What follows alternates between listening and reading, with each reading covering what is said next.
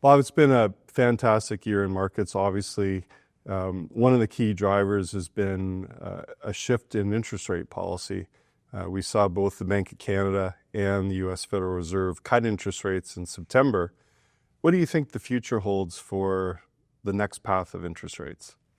It's a great question. Not an easy one to answer, I think. As you say, certainly declining interest rates has buoyed equity returns this year, and I think equity returns have been much stronger than we would have anticipated at the beginning of the year, for sure.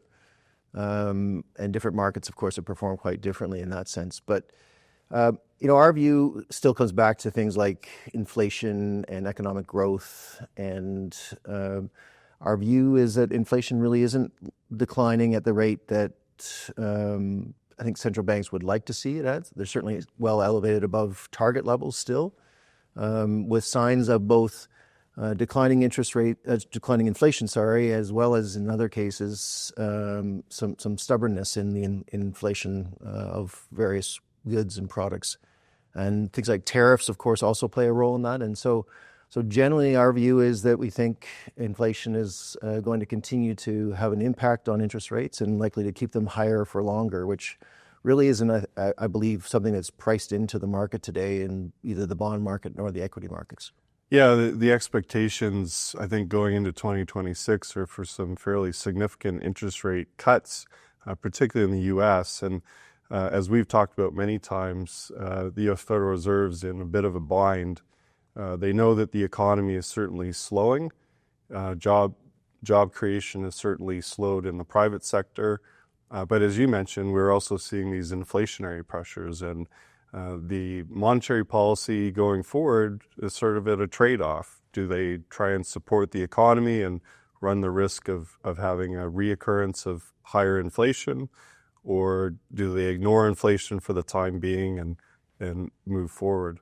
And obviously, the government shutdown in the U.S. right now plays a role. How do you think that might impact sort of the next couple of decisions the Fed makes? Well, certainly, government shutdown in the U.S., those individuals not being employed, not spending, and this cascading effect that would have in the U.S. economy is going to dampen growth, at least in the near term.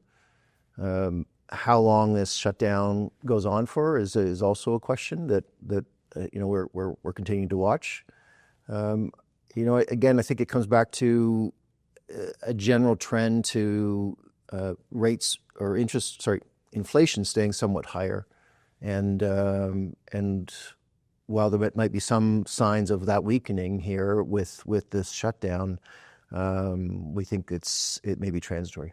Yeah, it's interesting. Chairman Powell has always alluded to the next decision is data dependent.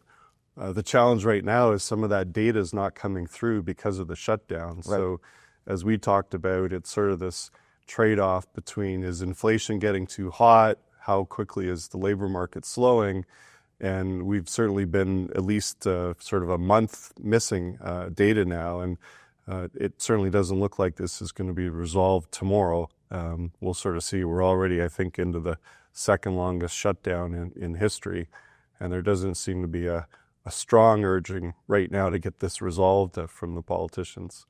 Doesn't seem any sign of it. And I think the one thing for central banks in general, bankers in general, is that that's what they're charged with is managing inflation, and the Fed having both that and the mandate of employment. And the employment numbers remain fairly resilient generally, but they have to really stay on top of inflation and making sure that it's trending in the right direction. Maybe not down to kind of target levels, but they have to be staying on top of that, or else they lose credibility in the marketplace. And we've seen historically where that credibility is damaged, how that can impact certainly the bond market, if not the equity markets. The UK was the most recent example of that. Yeah, and obviously there's going to be a decision early in the new year in terms of who President Trump's going to appoint as the new governor, and that's going to factor into certainly the Fed's credibility and also likely how quickly or slowly they cut rates in 2026. Yeah, no question. I mean, the Trump administration continues to put a lot of pressure on Powell and the Fed They'd like to see rates much, much lower. I think that there's always some political pressure on central banks in this type of environment. But no matter who they put into that role, there is the political push that or impact they may feel, but there's just simply the broader market implications of acting inappropriately and how that would damage the U.S. economy quite severely if they were to be seen to be acting outside of what would be prudent conduct. Absolutely. While the pace of future interest rate cuts may be a little bit in question, the good news is we do think across the globe we're generally in an environment where rates are going to come down, perhaps gradually, and that's often supportive of markets. And that certainly has driven markets higher, among other factors. But we are starting to see some speculation in the media. Are we in a bubble right now? Is this another .com type boom and bust that we saw back in 99, 2000? Yeah, I think whenever you go through periods of very strong markets, that becomes a question mark of are we in a bubble? And of course, the bubble question is really around AI and all the AI-driven type companies that are out there, all the technology companies in particular. But also things like crypto is also a factor that's playing out in this current environment as well. And you have to look at certainly valuations in individual companies, and particularly in this area, this part of the market, are elevated. And the question as a portfolio manager is, will their earnings grow? Will their revenues grow at a pace that supports those types of valuations? And to some degree, that's a bit the jury's out on that right at the moment. But there is a very strong secular trend that is playing out here with AI in particular, but even in the crypto environment, I think when you look at the actions of the Trump administration and their support around cryptocurrencies, and I think more particularly around things like stablecoins, all of that is suggesting a real longer term trend. And would support higher valuations because of faster growth. And what I think a lot of the economic growth we're seeing right now, particularly in the U.S. economy, is really driven by that CapEx cycle of investing into AI type initiatives. Yeah, and that may be sort of one of the key differences between today's environment and 99, 2000. A lot of the companies that are driving the market and driving earnings, as you said, are high-quality companies that generate substantial cash flow. You're talking about sort of the Microsofts, Apples, Amazons of the world. Back in 99, 2000, you started to get companies that barely had revenues, let alone highly profitable cash-generating machines. So that's certainly very positive. But the issue, even if we are in a bubble, and I don't think that's our view right now. You just don't know how high these markets can go and how long are they going to last. Quite often you don't really know exactly where you're at until looking back someday. But I think certainly we believe that AI is a secular trend that's going to drive growth for many, many years. As you know, a lot of the hype right now has been around the semiconductor chip stocks, the data centers.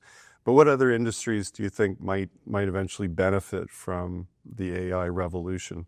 The initial focus was on these large language models and a lot of hype around them, and then the question of how will they monetize that investment, because that's a tremendous amount of capital invested to build out these models, to train them, to evolve them over time. You've seen that with OpenAI and Meta and some of these other big players as they built these models. I think where the interesting aspects of how to invest in this trend come is all the ancillary type of applications that come out of it. So certainly how do we gain productivity across industries through the use of AI? We're seeing, again, I think early stages of that coming. And certainly there are business models there that will be very successful and others that will fail, right? That's inevitable as you kind of create this new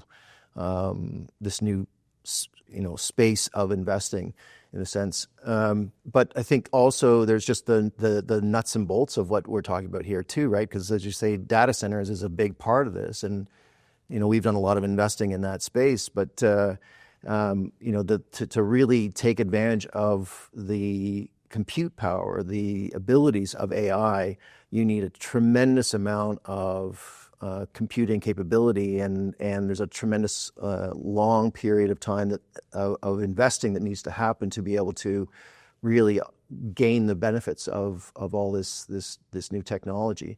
So that's coming, and you're seeing those big investments, and people follow the names like NVIDIA and Microsoft and so on, and they are big players there. But if you think about all the other aspects of this, things like power generation, because these are massive power users. So the uranium and nuclear space is an interesting field. Like a Cameco is a great example of that, and then you're seeing it in other parts of again, that build out of your grid, your infrastructure. All of those things are so demanding, so much in demand right now, and we see great opportunities still there, frankly, at better valuations. Yeah, and I think AI truly is going to be transformational for society. Hopefully, majority is good. There are going to be some obviously challenges along the way as well. But I think every company that we look at, we're already sort of analyzing how are they integrating AI into their businesses. We see that right now with various companies trying to offset some of the additional costs of tariffs by using AI to bring their cost base down. And this may not lead to necessarily job losses, but job repositioning. And I think certainly the goal is that you're focusing your employees on higher value add type of activities and allowing AI to perhaps do some of the grunt work. So sort of more thinking, which obviously can improve productivity over the long run, which is the end goal here. No question. Productivity is the big lift. And when you come back to the technology space in general, I mean, you're seeing that with coders today, like so people writing the code of applications, where that's it's almost like a partner to that programmer now that they're writing a lot of the AI is writing a lot of that code, and then it's being refined and integrated by the humans in the mix. The other fascinating area of AI, I think, is in the pharmaceutical medical space, and that's still very much a burgeoning area as well. It's interesting. The TSX has outperformed the U.S. market by a wide margin this year, and we really don't have a lot of companies or stocks that are benefiting from AI technology. It's really been gold in particular, maybe some of the other metal stocks that have really soared and driven the TSX. But what are your thoughts on Canada and generally? How are you feeling about it as a country?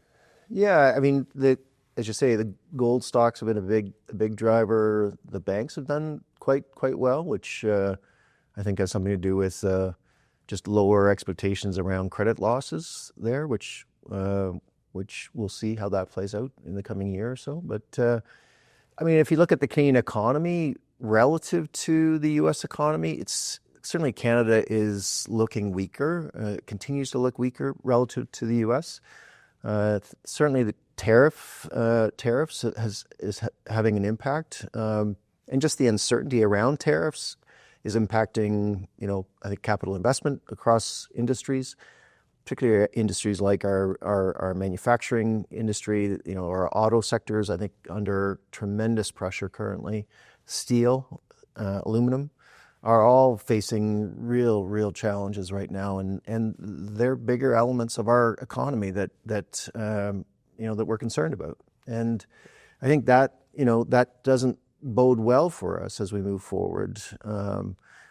When we have a more narrow economy, and the attempts to broaden that out, by past governments haven't really had any great benefit to us.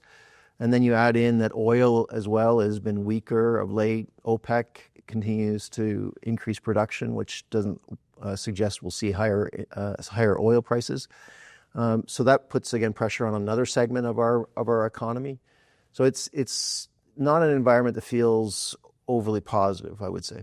Yeah, it's certainly been surprising how resilient our Canadian economy has held up so far. Last month, I think there was 60,000 jobs created in Canada, which obviously is a big number, and I think that sort of has caused people to question, well, just how weak are we? But everything we look at, things are going to get a little bit more challenging going forward. Obviously, Canada right now is in some pretty heavy backroom negotiations with the U.S. In 2026, the whole Canada-Mexico-U.S. trade agreement is likely to be up for renegotiation, and I'm sure that process has started already. As you said, tariffs are certainly ripping through a number of industries. That's not great. We start seeing some job losses. That's not great for consumer spending. So, yeah, I think a cautious view to Canada is probably the best way to put it. Another challenge is our debt situation. And in November, we're going to see the first budget that we've seen from the Carney administration. We know the number is not going to be great. It's a matter of just how big the deficit is going to be. And we're actually going to see some comments from Carney, I think, in terms of what he's looking at in terms of how to build Canada for a brighter future, given a lot of the challenges that we're facing right now. Mm-hmm. No, the Carney government is, talking about some real, I think, positive initiatives, nation-building type initiatives around pipelines, as an example. And the Ring of Fire in Northern Ontario, the rare earth minerals and all these things. But the practicality of this is that one, you have to have the provinces aligned, and we've seen some movement in that direction as far as reducing trade barriers. But we have a long ways to go, right? There's a lot of political aspects that have to be worked through, and then there's just simply the logistics of building roads and infrastructure into the Ring of Fire has been something that's been on the table for many, many years. I know the Ontario government has spent a lot of time talking about this. And pipelines, right? We have to get our oil to international markets and not just simply be relying upon the U.S. as a consumer of our oil. And we've seen some improvement there with, oil pipelines reaching to the West Coast, LNG terminal in operation today, so we're getting some of our gas to Asia at international prices, all very positive. But as far as the near-term impact, I think it's modest, would be my sense. And so it doesn't put us in great standing for the coming year or years until we can potentially get some of these things in place and benefiting Canadians. Yeah, I think the reality is we have some good ideas in place right now. Right. But some challenges in terms of getting them off the ground. And then even once they're off the ground, these are not things that are going to happen in the next year or two. Many of these are multi-year type projects, all of which would be beneficial to us as a country, longer run. We need to reduce our dependence on the U.S. There's no question about that. These are unfortunately projects that we probably should have had in place years ago, but at least there seems to be some movement forward in terms of building these infrastructure projects in Canada. And I think infrastructure is certainly an area that we feel quite positively about in Canada and really all over the world. It's certainly a core theme in a lot of our investing is around infrastructure. But infrastructure requires a lot of capital, which brings you back to your comment around debt in Canada. And the Liberal government in this next budget is likely to continue to add to that, which just puts us in a tougher position relative to where global capital flows to, right? And I think is going to create more concern. I think some of this has sort of played out in the currency market a little bit. We had sort of a brief period there where the U.S. dollar was literally falling against most world currencies, including our loonie. But more recently, our loonie has sort of pulled back a little bit, I think, acknowledging that Canada has some of our own challenges relative to the U.S. Our interest rates are already quite a bit lower. Our debt situation, as you talked about, is not going in the right direction. And obviously, we're certainly very vulnerable to trade and what may or may not happen in this renegotiation of tariffs with the U.S. Yeah, you often get in these situations where the expression "the cleanest dirty shirt" applies, and we're kind of in that again. I think if we look at Canada and the U.S., the U.S. debt situation is not good, getting worse, but still a stronger economy relative to Canada. And as you say, with interest rate differentials already being materially, or Canadian rates being materially lower, it does not fare well for the loonie relative to the U.S. dollar. But we'll see. We'll see how much weakness continues there relative to the U.S. dollar. But how much strength comes back into the U.S. dollar, because the first half of this year was really a much weaker U.S. dollar on a relative basis. Bob, we touched very quickly on how gold had been a big driver of the Toronto stock market, certainly year to date, and maybe even a little bit in the previous year. What are your thoughts on gold right now? You hear it's going to go to 5,000 or 6,000 or Sure. whatever the number is of the day. Sure. Yeah. I mean, we've often held gold in our portfolios, and we often because it's seen as a portfolio insurance, if you will, a protector of capital in more volatile times. And certainly, we've seen a lot of volatility generally, both politically and geopolitically. That's been playing out this year, and I think that's been one of the drivers of higher prices in gold. I think also central bank buying globally has been playing out as well, which has been driving prices higher. And so it's a supply-demand issue that's affecting it right now, meaning far more demand than supply of gold. The challenge with gold, of course, is it doesn't pay a dividend or earn you interest, and so if interest rates stay higher than what's expected in the economy currently, then that can have a negative impact on gold. But right now, the trend has been to higher prices, and then of course what you get is a momentum coming in, meaning more investors chasing an area that's hot in the marketplace, and that's been a big factor here. ETF flows have been very positive as well, right? That are driving a lot of demand for gold, and again these higher prices. So how that's going to play out, I think, is still to be seen. I think that higher prices are likely to remain. I don't think we're going back to $1,000 an ounce for gold anytime soon. But where kind of equilibrium is between supply and demand is a question at this point in time. Yeah, gold's kind of a pretty unique commodity in the sense that your traditional supply and demand factors aren't the main driver of the gold price. It's investor sentiment, and as you said earlier, there's a number of reasons why people can get excited about gold.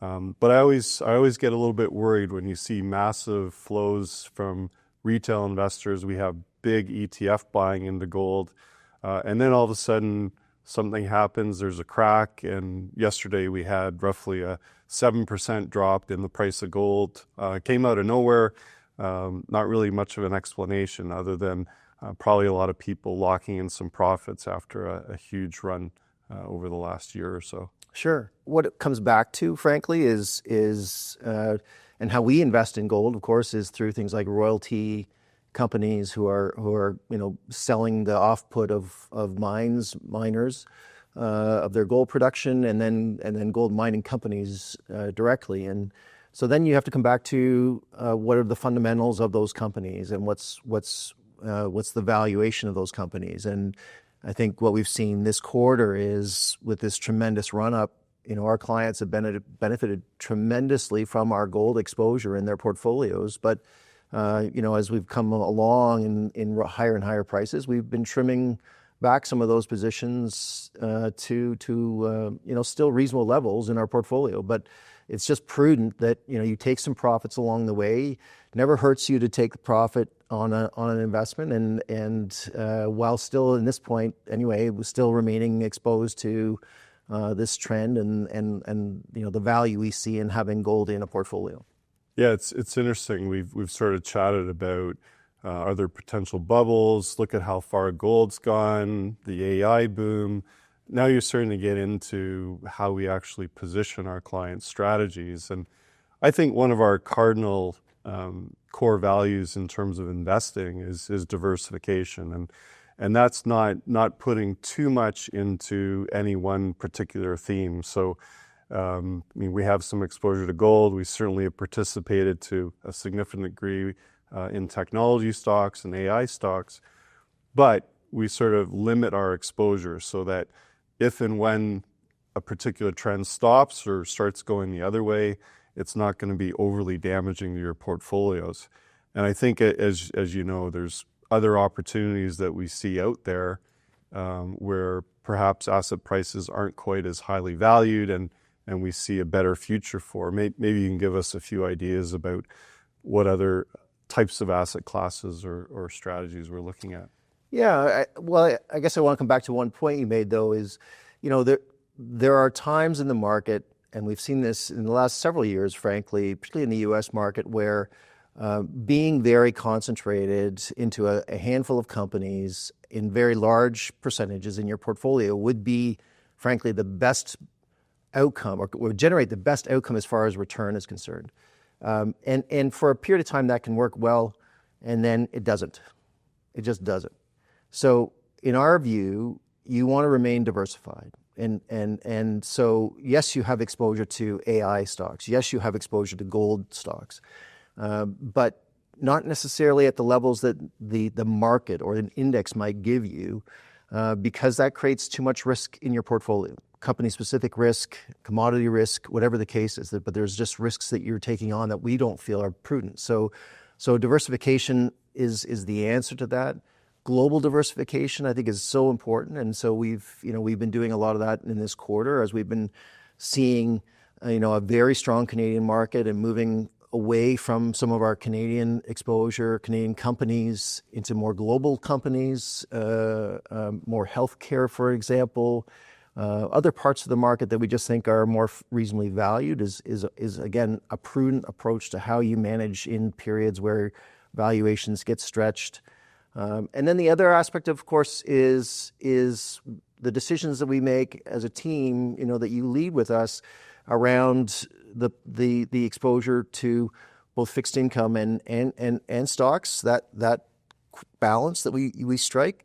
And then, of course, between the public market and the private market. And the way I like to think about it is almost that they're dials, and you have a range of dials that you can work at any point in time where you see either greater risk or greater reward. And so you can dial that up or down based on what you see in the current environment. So moving, maybe some money away from the Canadian market, the U.S. market, to, again, other parts of the world, and also between the public markets and the private markets. To me, that's the most prudent way you approach investing, and particularly in environments like we're in currently. We've had this massive surge over the last, call it 5 years since the pandemic hit, in public market securities in particular.